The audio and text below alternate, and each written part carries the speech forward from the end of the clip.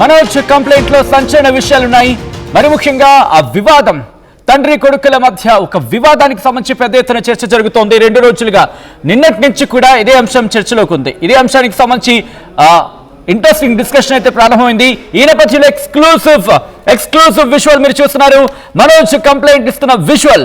ఇటు ప్యారడైజ్ షరీఫ్ కి చేరుకున్నారు హీరో మంచు మనోజ్. చేరుకున్న తర్వాత ఆయన కంప్లైంట్ ఇచ్చారు. దానికి సంబంధించిన బ్రేకింగ్ న్యూస్ చూస్తున్నారు. హీరో మంచు మనోజ్ ఆయన పోలీస్ స్టేషన్ కి చేరుకుని కంప్లైంట్ ఇస్తున్న విజువల్స్ మీరు చూస్తున్నారు వాటి స్క్రీన్ మీద. అదిగోండి ఆ కంప్లైంట్ కి సంబంధించి at the same time medical report కి సంబంధించిన రికార్డ్స్ సంబంధించి మీరు చూస్తున్నారు వాటి స్క్రీన్ మీద.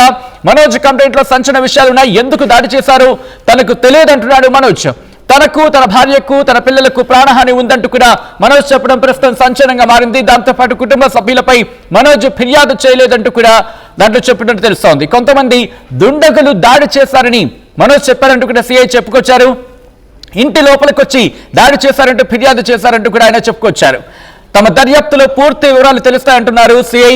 మనోజ్ ఇంట్లో హార్డ్ డిస్క్ మిస్సింగ్ పై ఇన్వెస్టిగేషన్ జరుపుతా ఉంటున్నారు.